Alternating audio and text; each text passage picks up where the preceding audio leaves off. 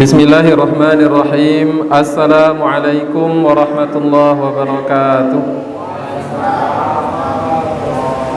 Innal hamdalillahi nahmaduhu wa nasta'inuhu wa nastaghfiruh wa na'udzu billahi min sururi anfusina wa min sayyiati a'malina. May yahdihillahu fala mudilla lahu wa may yudlil fala hadiyalah.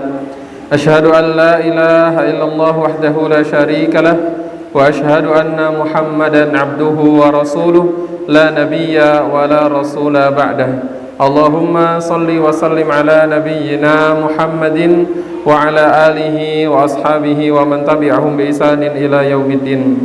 Qala Allah ta'ala fil Qur'anil Karim, a'udzu billahi minasy syaithanir rajim.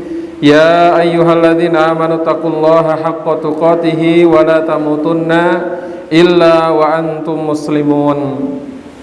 Wa qala Rasulullah sallallahu alaihi wasallam, man shoma ramadhana imanan wa ihtisaban ghufira lahu ma taqaddama min dhanbi. Amma ba'd, rabbi shrah li sadri wa yassir li amri wahlul 'uqdatam min lisani yafqahu qawli. Rabbana zidna ilma warzuqna fahma. Ma'asyiral muslimin wal muslimat jamaah Masjid Al-Inabah rahimani wa rahimakumullah. Pertama-tama marilah senantiasa kita memanjatkan puja dan puji syukur kepada Allah Subhanahu wa taala yang sampai pada malam hari ini masih memberikan kepada kita berbagai macam nikmat sehingga kita bisa hadir di tempat ini, khususnya kita masih bisa hidup umur panjang pada bulan Sya'ban tahun 1445 Hijriah, tepatnya di penghujung bulan Sya'ban.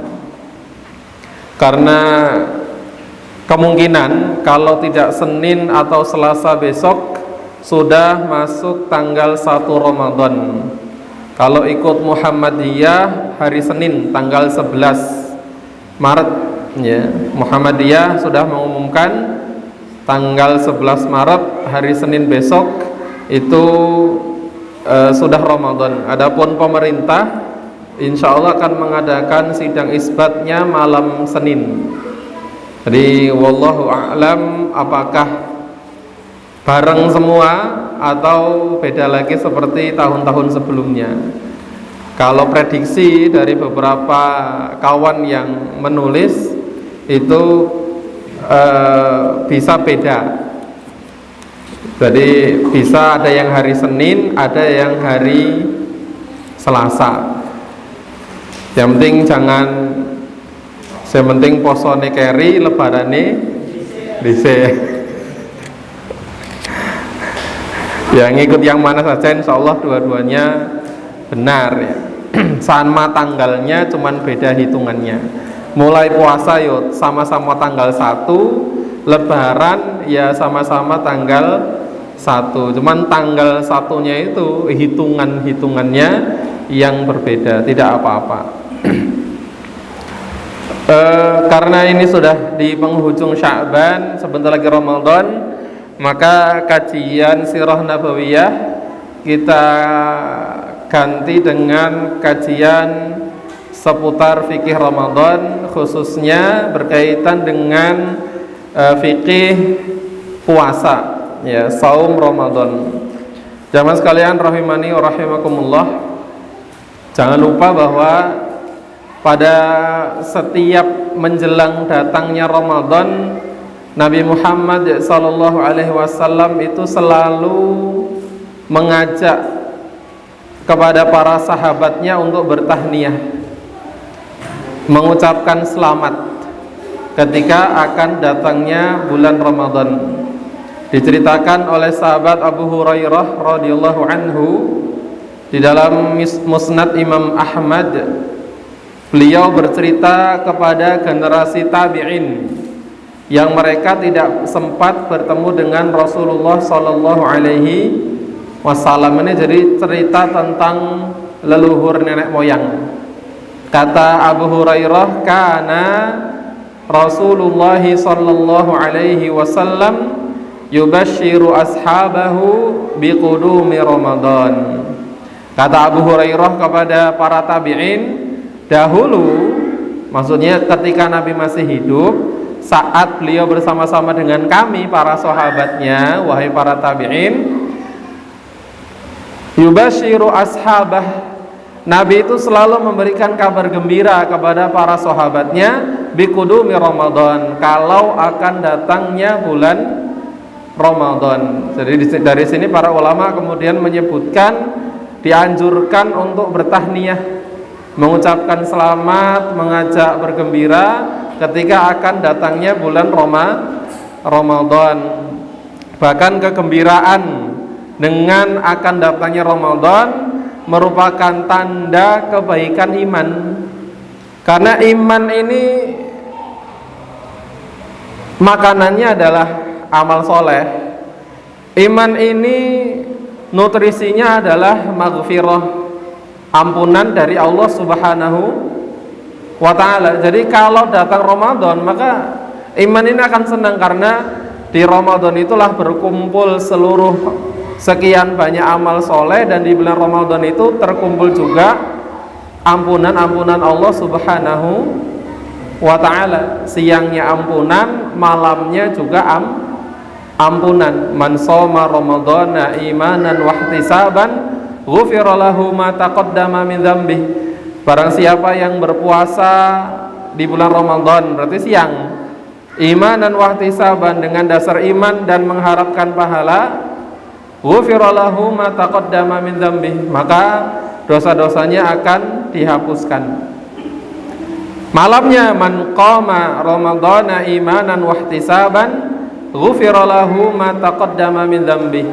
Barang siapa yang mau sholat tarawih di dalam bulan Ramadan dengan dasar iman dan mengharapkan pahala, maka Allah akan mengampuni seluruh dosa-dosanya yang telah lalu.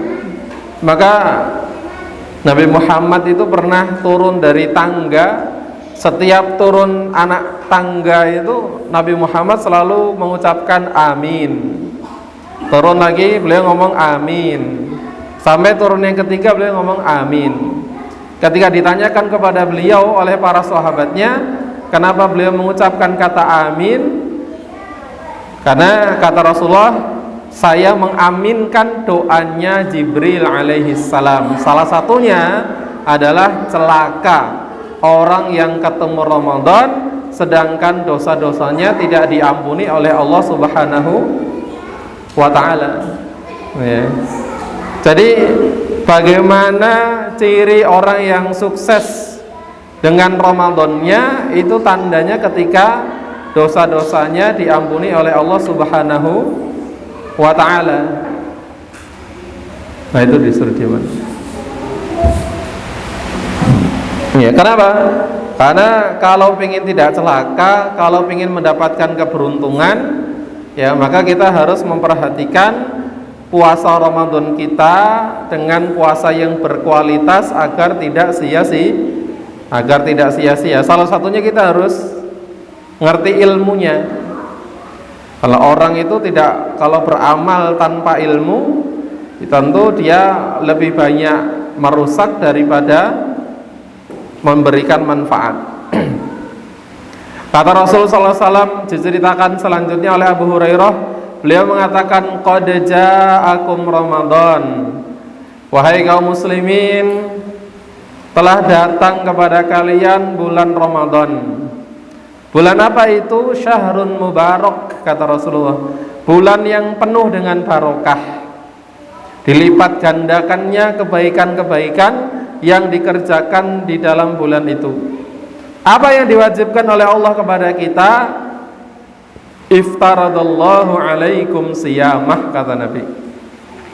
Diwajibkan atas kalian untuk berpuasa. Nah, ini yang kita kaji fikih tentang puasa. Apa itu puasa dan bagaimana rinciannya. Puasa itu secara mutlak, ya, secara bahasa artinya al-imsak, ya, menahan, ya. Oh ya, menahan apapun ya, menahan berbicara, ya itu juga secara bahasa artinya as-saum, imsak. Sedangkan secara istilah para ulama itu menyebutkan berbagai macam definisi. Saya sebutkan salah satunya. Puasa itu adalah imsakun makhsusun an syai'in makhsusin fi zamanin makhsusin min syakhsin makhsusin. Jadi ada 1, 2, 3, 4. Ada 4 kekhususan. Puasa itu adalah imsakun makhsusun, menahan diri dari sesuatu yang khusus. Menahan diri dari sesuatu yang khusus. Berarti bukan menahan diri sembarangan, tapi khusus. Kalau Ibunda Maryam menahan diri dari berbicara kepada sesama manusia karena beliau sedang menyendiri, bukan seperti itu. Puasa dalam Islam itu menahan dari sesuatu yang khusus, yang membatalkan. An syai'in makhsusin, khusus yang kedua dengan cara yang khusus, ya, caranya khusus. Yang ketiga fi zamanin makhsusin, di waktu yang khusus, ya, diatur waktunya di dalam Islam mengerjakan puasa yang benar. Kekhususan yang keempat min syakhsin makhsusin, bagi orang yang khusus. Jadi bagi orang tertentu, karena puasa itu tidak semuanya diwajibkan untuk berpuasa atau diperbolehkan untuk berpuasa. Nanti akan kita jelaskan rinciannya. Dilanjutkan dulu hadis riwayat Imam Ahmad tadi, ketika Rasul mengatakan iftaradallahu alaikum siyamah, diwajibkan atas kalian untuk melakukan puasa. Tuftahu fihi abwabul jannah, kata Nabi Muhammad SAW, pada bulan Ramadan itu dibukakan seluruh pintu-pintu surga. Wa tughlaqu fihi abwabul jahim, dan ditutup rapat-rapat pintu neraka. Wa tughallu fihi syayatin, dan dibelenggu para syaitan yang sangat mulia. Kata Rasul, fihi lailatun khairum min alfi syahr, di dalamnya ada satu malam yang lainnya lebih mulia, lebih baik daripada 1000 bulan. Man hurima khairaha, barang siapa yang dihalangi atau terhalangi mendapatkan kebaikan di dalamnya, faqad hurima, maka berarti dia adalah orang yang benar-benar terhalangi dari kebaikan-kebaikan. Ma'asyiral muslimin rahimani wa rahimakumullah. Jadi di dalam puasa Ramadan, di dalam bulan Ramadan ini, salah satu perkara yang diwajibkan oleh Allah kepada kita adalah melakukan puasa Ramadan. Dan puasa ini termasuk di antara salah satu rukun Islam yang 5. Buniyal Islamu ala khamsin, syahadati an la ilaha illallah wa anna Muhammadar Rasulullah, wa iqamis shalah wa ita'iz zakah wa shaum Ramadan wal hajjil bait. Ya, ada 5 rukun Islam, salah satunya adalah berpuasa. Ya ayyuhalladzina amanu kutiba alaikumus syiyam kama kutiba alal ladzina min qablikum la'allakum tattaqun. Ini dalil, ya, dari Al-Quran dan Sunnah yang menyatakan bahwa berpuasa itu hukumnya fardu ain untuk kaum muslimin dan muslimat, ya, fardu ain, karena dia termasuk rukun Islam, tidak ditolerir bila mana ada kaum muslimin dan muslimat yang tidak mengerti tentang hukum puasa Ramadan. Kenapa? Karena ini perkara maklum minaddin bid-darurah. Ya, perkara yang diketahui oleh semua manusia. Nggak perlu belajar jauh-jauh, nggak perlu belajar lama-lama, nggak perlu jadi ulama. Semua orang pasti tahu namanya puasa di bulan Ramadan hukumnya wajib. Maka meskipun orang itu nggak bisa baca Quran, kok dia nggak tahu hukum puasa, dosa. Dia nggak puasa, dosa lagi. Jadi ada ketidaktahuan yang dimaafkan, ada ketidaktahuan yang tidak dimaafkan. Apalagi ada kaum muslimin, orang Islam tinggal di daerah Waigale, tinggal di daerah Lampung lah ya, secara umum bahkan. Kalau sampai nggak ngerti hukum puasa Ramadan, nah itu pasti karena dia yang tidak pernah mau belajar, nggak perlu sekolah, nggak perlu taklim, bahkan nggak perlu jadi ulama untuk mengetahui hukum puasa Ramadan itu adalah wajib. Nah, yang perkara-perkara begitu disebut dalam agama kita maklum minaddin bid-darurah. Perkara yang maklum diketahui oleh seluruh umat Islam.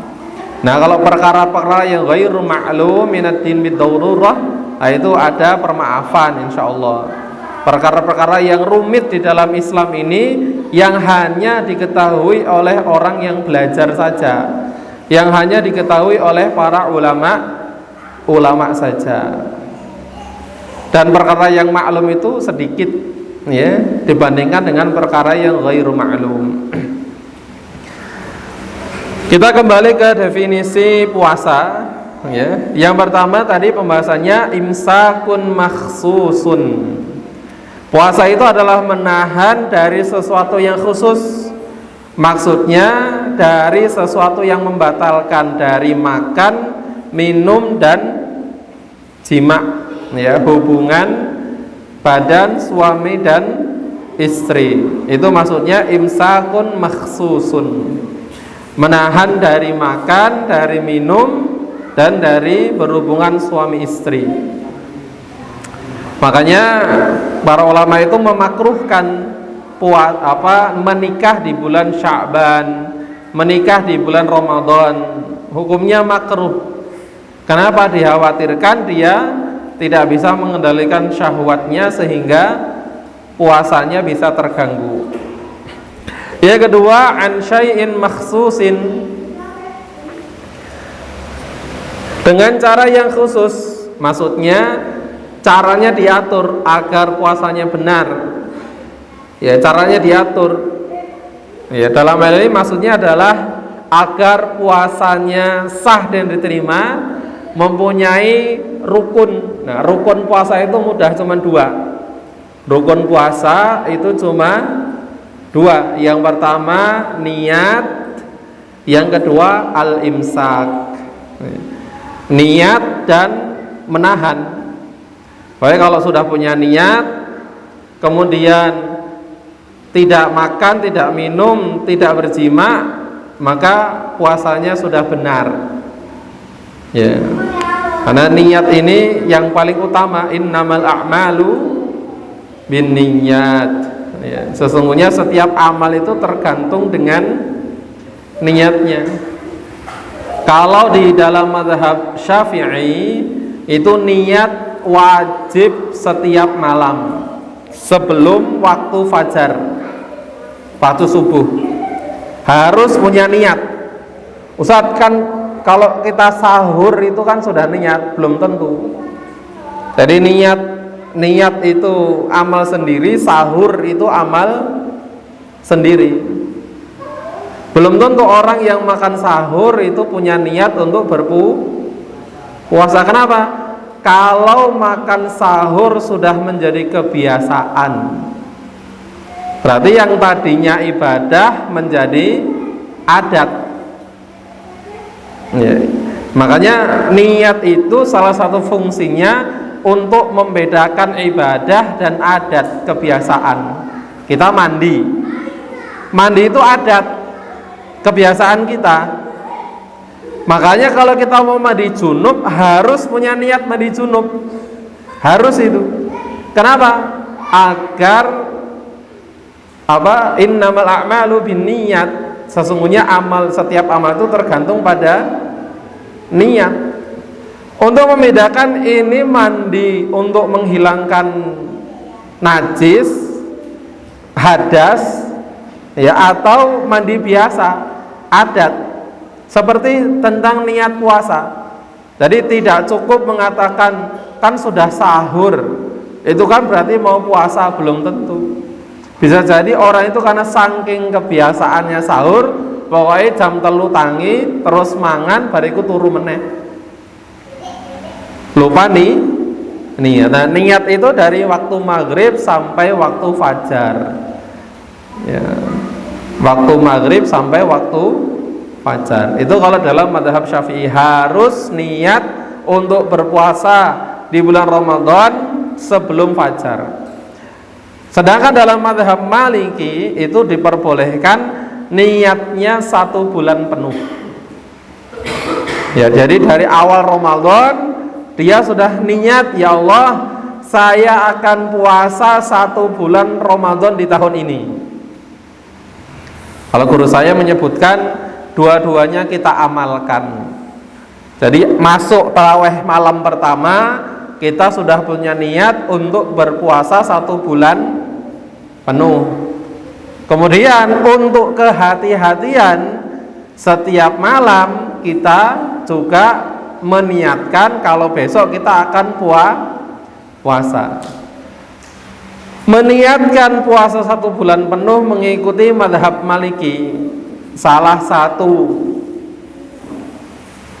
satu manfaatnya yang pertama, kalau kita lupa niat sebelum subuh, mudah-mudahan niatnya sudah dihitung ketika kita mengucapkan di hari pertama. Kedua, kalau di hari ketiga Ramadan kita meninggal dunia, kita sudah mendapatkan puasa 1 bulan penuh. Kenapa? Karena kita sudah punya niat. Karena ada orang yang tidak beramal tetapi dia mendapatkan pahala seperti orang yang beramal, disebabkan karena niatnya sudah ingin melakukan, tapi karena uzur dia tidak bisa melakukan. Nabi itu pernah berangkat berjihad bersama dengan para sahabat.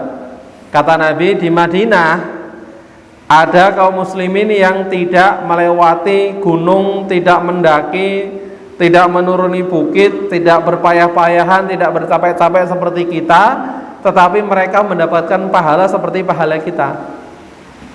Kata Rasulullah, siapa mereka ya Rasulullah? Ya, mereka yang tidak bisa ikut bersama kita karena uzur, karena sakit, karena miskin, tetapi sebenarnya mereka sangat punya niat untuk ikut. Jadi malam pertama kita mantapkan di dalam hati kita untuk berpuasa 1 bulan penuh, ya. Kemudian untuk kehati-hatian setiap malam kita juga berniat untuk berpuasa besok hari, setiap hari. Kenapa? Kalau yang benar pendapatnya itu adalah pendapatnya mazhab Syafi'i. Jadi dua-duanya selamat. Kalau yang benar mazhab Maliki ya alhamdulillah, kalau yang benar mazhab Syafi'i juga alhamdulillah, dua-duanya kita melakukan. Itu perkara rukun puasa ada 2. Ini harus diperhatikan.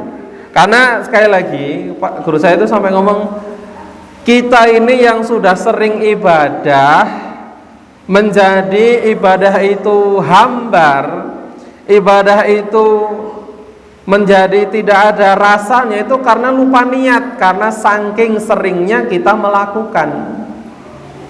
Pokoknya qomat langsung ngadeg, langsung takbir. Kenapa? Karena memang sudah kebiasaannya begitu. Hati-hati. Kalau ibadah itu sudah menjadi kebiasaan, ada sisi baiknya, tapi ada sisi tidak baiknya. Sisi baiknya yaitu menjadi kebiasaan yang baik, namanya ibadah. Tapi kalau tidak hati-hati, ada sisi buruknya, hilang rasa karena sudah saking seringnya kita melakukan. Coba kalau kita tuh kadang-kadang, saya sekarang tuh sering ketemu orang-orang yang baru kenal ngaji, yang dulu pemabuk, dulu pengedar narkoba, dulu itu mereka tobat, ya Allah, mereka bisa ngaji Bismillahirrahmanirrahim. Itu kita bisa ngelihat betapa mereka sangat menikmati kata-kata itu. Tapi kita karena sudah biasa, sudah bisa menjadi hilang rasa. Maka ibadah itu menjadi kebiasaan itu ada satu sisi nilai baiknya, ada sisi yang harus selalu kita muhasabahi. Kenapa kok ibadah kita hilang rasa? Karena itu tadi, jangan-jangan niatnya jadi hilang. Maka harus sebelum melakukan, kita mantapkan hati kita bahwa saya ini mau ibadah sholat, saya ini besok mau puasa Ramadan untuk Allah. Ya, saya besok nggak makan, nggak minum, nggak berjima, itu bukan karena sudah harusnya begitu, sudah kebiasaan begitu, bukan, tapi karena saya sebagai hamba Allah, saya mau ibadah. Ya, jadi dia melakukan sesuatu dengan kesadaran sebagai seorang hamba yang harus menyembah dan beribadah kepada Allah Subhanahu wa taala. Itu yang kedua, berkaitan dengan rukun-rukun puasa. Cuman dua. Ya. Niat dan imsak, menahan. Yang ketiga, fi zamanin makhsusin. Ya, di waktu yang khusus. Kalau puasa Ramadan ya berarti di bulan Ramadan. Ada larangan dari Rasulullah SAW untuk berpuasa sehari atau 2 hari sebelum Ramadan. Nggak boleh. Ya, nggak boleh berpuasa sehari atau 2 hari sebelum Ramadan. Haram hukumnya, kecuali bagi orang yang sudah sering melaksanakan puasa sunnah. Contohnya sering puasa Daud, berarti kan selang-seling, sehari puasa, sehari tidak, sehari puasa, sehari tidak. Nah itu kalau sampai puasa di akhir Saban boleh. Atau sering puasa Senin Kamis, ya, pas hari Kamisnya atau hari Seninnya itu sehari atau 2 hari sebelum Ramadan. Kalau begitu nggak apa-apa. Tapi kalau nggak terbiasa puasa sunnah, kemudian tahu-tahu sehari atau 2 hari menjelang Ramadan dia berpuasa duluan, hukumnya haram. Kadang-kadang ada orang kan gini, Ustaz, kehati-hatian. Nah, kehati-hatian. Ya, jadi daripada kita kurang puasanya, nggak boleh. Karena fi zamanin makhsusin. Loh, 10 menit wis azan. Ya, harus Ramadan. Maka nanti siapa yang wajib puasa, salah satu syaratnya, syarat wajib puasa itu adalah orang yang mengetahui kapan 1 Ramadan. Orang yang mengetahui kapan 1 Ramadan. Kalau kita ini kan nggak punya ilmunya, ya sudah. Kalau kita orang Muhammadiyah tinggal ngikut Muhammadiyah. Kalau kita nggak ngerti ru'yah, ya kita ngikuti pemerintah. Kita mewakilkan kepada mereka untuk melihat hilal. Waktu yang khusus yang kedua adalah pada dimulai dari fajar shodiq. Ya, fajar shodiq, karena fajar ada 2, ada fajar kadzib, ada fajar shodiq. Ya. Rasulullah SAW itu biasanya sahur di fajar kadzib. Ya, selesai sahur. Jadi beliau masih punya waktu 10 menit untuk siap-siap melaksanakan sholat Selesai sahur itu bukan berarti nggak boleh sahur lagi. Batasan tidak boleh sahur adalah fajar shodiq, waktu subuh. Ya. Batas dari jam 2, jam 3, mungkin dia kerjanya malam, shift 2, pulangnya jam 1 sampai rumah, sahur, niat puasa dari jam itu, nggak boleh, batal puasanya. Ya. Karena ada orang, saya dulu pernah kerja pabrik kan gitu, pulang dari pabrik jam 12 sampai rumah jam 1. Jadi kalau tidur mesti bablas, sahur. Ya. Niat puasa dari itu nggak boleh. Ya. Puasa itu dimulai dari waktu fajar, dimulainya ya dari subuh, bukan dari azan ya. Pokoknya dari waktu subuh. Kalau subuh 4.40, ya disitulah kita sudah mulai imsak, meskipun masjid belum azan, hati-hati ya. Kecuali kalau masjid itu ada marbutnya standby, pokoknya 5 menit sebelum azan sudah di depan mic, dan bisa dipastikan azannya tidak terlambat, boleh mengandalkan muadzin sebagai waktu mulai puasa atau waktu berbuka puasa. Tapi kalau kadang-kadang ada yang kebablasan tidur, ya 10 menit baru azan subuh. Kadang-kadang ada yang buka dulu puasa di rumah, baru jalan lidak-lidik ke masjid azan maghrib. Nah kalau ngikuti azan ya pas subuh ya enak, tangi jam 5 sahur lah, apa masjid durung azan, nggak boleh, harus punya jam. Oh ini subuh jam berapa gitu. Kalau dulu ada radio, kalau sekarang ya paling TV, itu biasanya bisa dijadikan patokan. Yang keempat, min syakhsin makhsusin, bagi orang yang khusus. Nah, siapa yang wajib berpuasa? Orang yang wajib berpuasa yang pertama adalah dia seorang muslim dan muslimah. Ini syarat wajib dan syarat sah, beda. Syarat wajib itu kalau orang yang seperti itu tidak melakukan dosa ya. Syarat sah, orang yang melakukan puasa tidak memenuhi syarat itu, maka puasanya tidak sah ya. Jadi yang pertama syarat wajib dan syarat sah itu sama, muslim muslimah ya. Muslim muslimah. Sebetulnya wajib itu kepada umat Nabi Muhammad SAW. Sebetulnya kadang-kadang kan ada orang ngomong gini, kayaknya lebih enak jadi orang non muslim. Lah apa? Lah itu ibadahnya cuman seminggu sekali. Lah itu nanti kalau punya dosa tinggal bayar ke rahibnya, ini harta untuk penebusan dosa. Enak banget? Enggak ya. Orang-orang non muslim, orang kafir itu memang di dunia tidak wajib ibadah, karena kalau mereka ibadah juga tidak sah, karena syarat sahnya ibadah itu adalah muslim.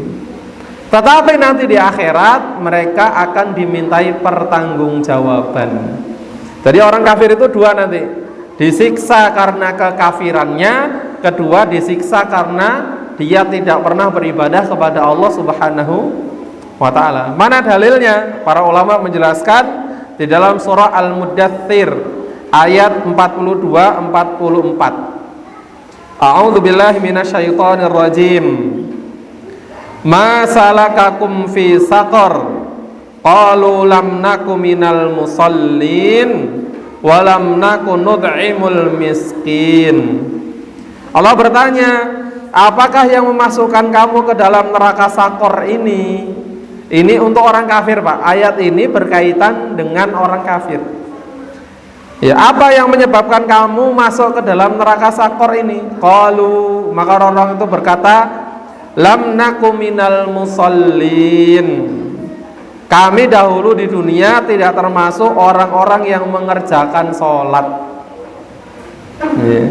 Jadi orang-orang yang tidak mengerjakan sholat sewaktu di dunia itu nanti ditempatkan di neraka sakor namanya.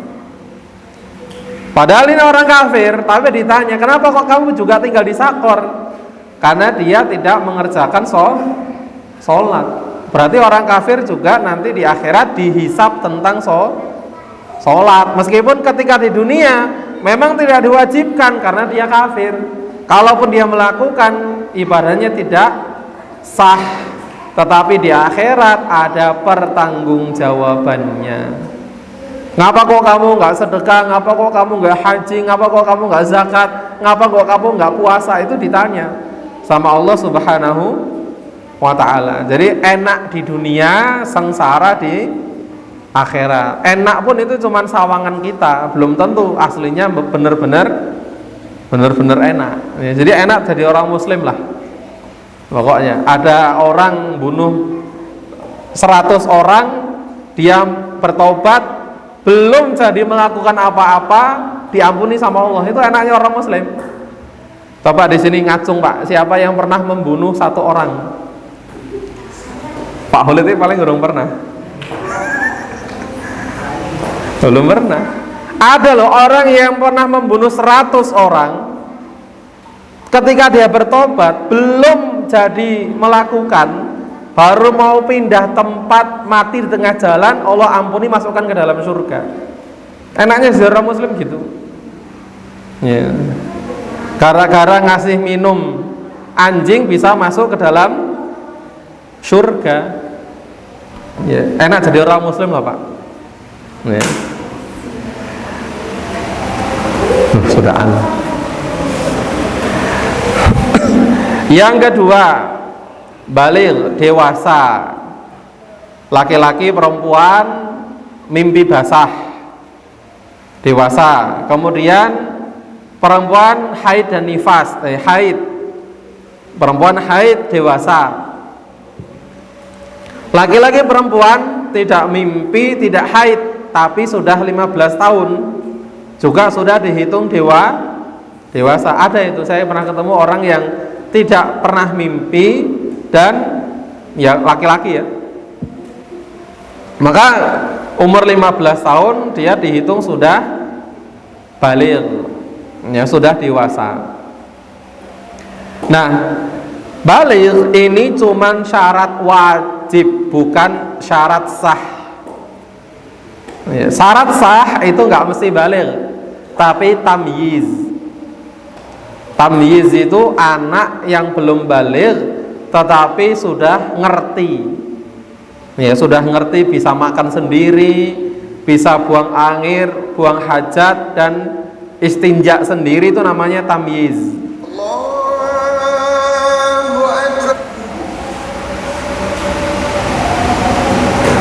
Nah, itu namanya tamyiz. Nah, tamyiz itu belum wajib, tapi kalau berpuasa, puasanya sudah sah. Anak umur 6 tahun, 7 tahun, dia belum wajib. Kalau tidak berpuasa, enggak dosa. Tapi kalau dia berpuasa, puasanya sudah sah, ya, sudah sah. Pahalanya untuk orang tuanya. Kemudian yang ketiga, berakal, maksudnya tidak gila. Ya, berakal dan tidak gila itu wajib. Jadi kalau pingin nggak puasa, ya tinggal milih jadi orang kafir, atau jadi anak kecil terus, atau jadi orang gila. Tentu kita nggak ada yang mau. Ya, kalau kita punya pilihan nggak mau, berarti ada konsekuensinya. Yang keempat, mampu.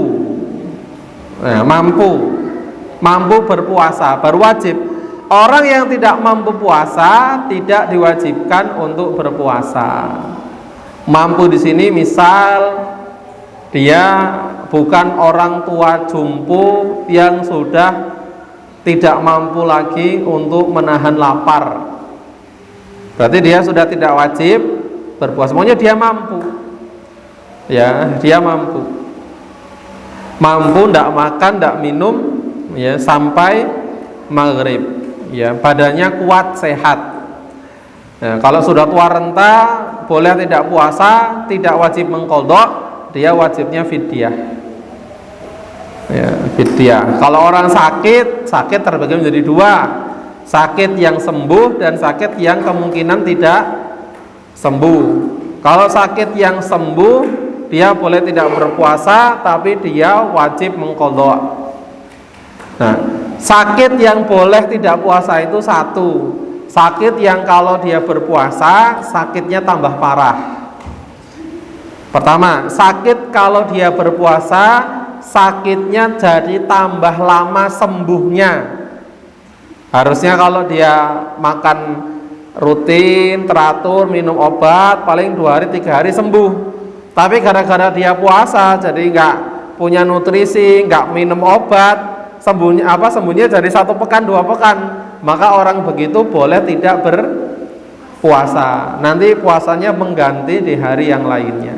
Tapi kalau orang itu punya penyakit divonis sama dokter kemungkinan kecil sembuh, maka dia tidak wajib mengqadha, dia wajib membayar fidyah 0,6 atau 0,7 gram beras, ya. Atau kalau mau enak ya masak yang banyak, ya di bulan Sya'ban itu, di bulan Syawal, ya, kita punya orang tua nggak mampu puasa. Ramadan tahun ini 30 hari, tinggal masak yang banyak, ngundang fakir miskin 30 orang ke rumah makan bersama, fidyah.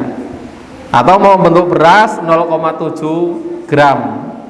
Nggak boleh dijadikan nasi kotak ditaruh di masjid, nggak boleh. Kemarin ada tanya yang begitu, nggak boleh. Ada yang tanya ibu-ibu, nggak boleh. Kenapa? Karena kalau nasi kotak taruh di masjid, yang makan belum tentu orang fakir miskin. Karena fidyah itu harus memberi makan orang miskin. Saat kalau saya sendiri miskin gimana? Zaman sahabat kan ada begitu, Pak. Ya kasih orang yang lebih miskin lah ya. Kalau istri boleh, ke suaminya boleh. Kemudian yang terakhir, syarat wajib mengetahui awal Ramadan. Wajib dia tahu, karena kita ini cuma ngikut aja, cuma nunggu keputusan, ya sudah. Kalau kita misalnya orang Muhammadiyah, ya berarti tanggal 1 Ramadannya kita tahu hari Senin. Ya, misal kalau bareng ya alhamdulillah dengan pemerintah, kalau beda ya berarti kita gitu pemerintah hari Selasa. Sunnah puasa mengakhirkan makan sahur. Tapi kalau sudah azan subuh tidak boleh makan lagi. Segera berbuka dengan kurma atau air. Kemudian doa sebelum berbuka, memperbanyak amal seperti sedekah, memberi makan orang puasa, qiraatul Quran, salat tarawih. Kemudian kalau mau umroh di bulan Ramadan itu pahalanya seperti pahala haji.